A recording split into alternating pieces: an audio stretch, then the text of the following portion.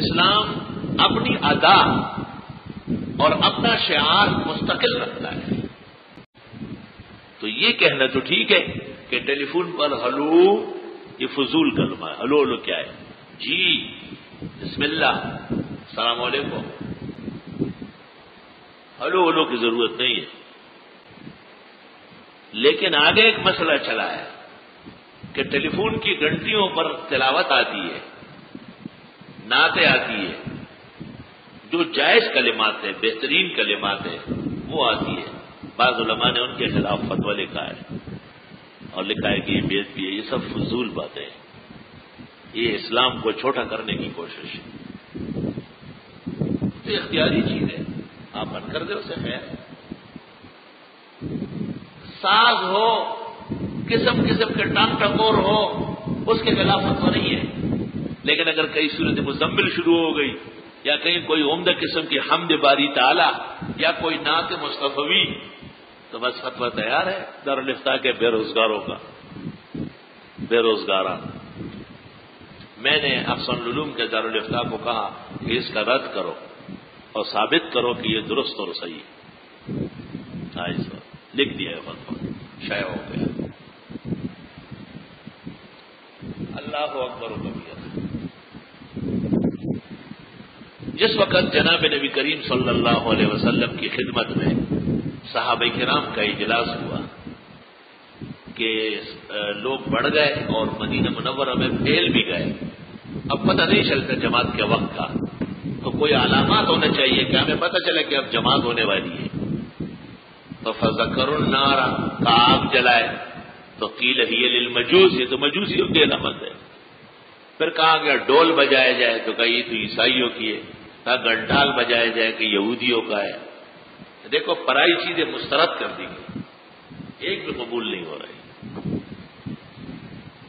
مجلس اسی طرح برخاست ہو گئی اور سب فکر مند رہے کہ کیا ہونا چاہیے.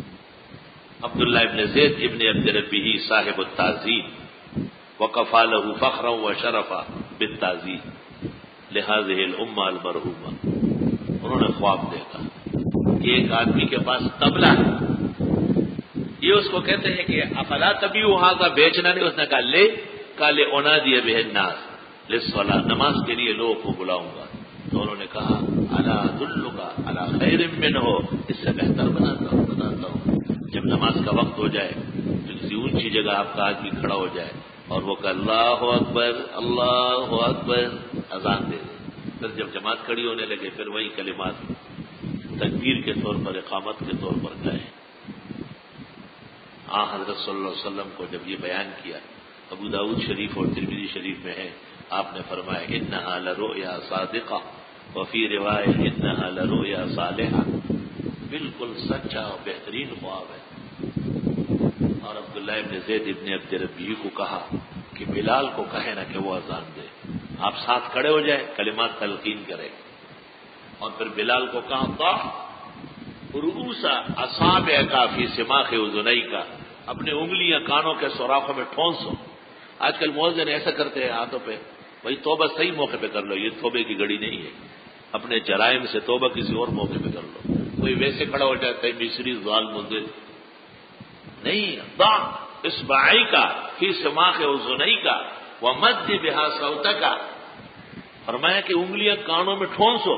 جب آدمی خود نہیں سنتا تو وہ چیختا بہت ہے. بہرا آدمی آہستہ بات کرنا نہیں جانتا. جی اچھا جی کیا ہے، یہ بہرا ہے، کان خراب ہے. تو جب آدمی خود نہیں سنتا تو وہ جہان کو سناتا ہے. مد بہا صوتک، آواز خوب بڑھاؤ.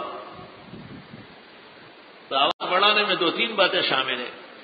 ایک تو یہ ہے کہ اللہ اکبر نہیں، اللہ اکبر. ایک بزرگ ہندوستان سے آتے تھے، وہ لوگوں سے کہتے تھے یہاں کراچی میں اور پاکستان میں کہ نہیں بہت زیادہ نہیں کھینچے، 5 الف اور 6 الف. ایک دن میں نے کہا خیر تو ہے، میں نے کہا خیر تو ہے، ٹھیک ہو صحت مند تو. میں نے کہا جس قدر پھیلا سکتے ہیں یہاں تک کہ سمندر کی مچھلیاں سن لیں. تو مجھے کہا کہ پھر ایسے کیوں نہیں پڑھتے اشہد ان محمد. میں نے کہا یہ تو تغییر الکلمہ حرام قطعی ہے. جس کلمے کا کھینچنے سے ہیئت ختم ہوتی ہے اس کا کھینچنا حرام ناجائز ہے، تو لبا غور سے سن لے. لیکن جس کلمے کی ہیئت قضائیہ محفوظ ہے مد بحاثہ ہوتا تھا، جتنا کھینچ سکتے ہیں کوئی حرج نہیں ہوگا. عین سنت اذان اور پیغمبر کو پسندیدہ عمل. بعض لوگ اذان میں تجوید کی بھی کوشش کرتے ہیں، تو اس کے حسن کا انکار نہیں، لیکن یہ ضرورت نہیں ہے. ضرورت تجوید للقرآن ہے، لا للعربیہ ہے، ورنہ پھر بخاری شریف بھی اور ترمذی شریف بھی تجوید سے پڑھی.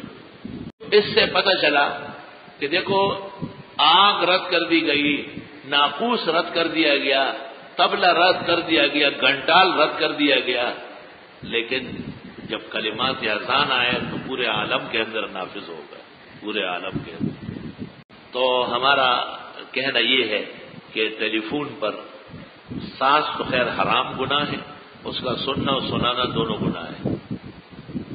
جائز قسم کے غزلیات یا نعتیں یا اللہ کا حمد و ثنا یا حدیث کی کوئی دعا یا کوئی قیمتی شعر یا قرآن کی کوئی آیت ٹیلی فون پر آنا یا جانا، دو ہی طرح گھنٹی بجتی ہے، یا آتی ہے یا جاتی ہے، درست اور صحیح ہے. اور اس کے خلاف جو فتویٰ لکھا گیا ہے وہ قلت تأمل اور فقدان تفقہ کا شکار ہے. قلت تأمل اور فقدان فقہ کی وجہ سے ایسا کیا گیا ہے. ہم اس کو شاعر سمجھتے ہیں.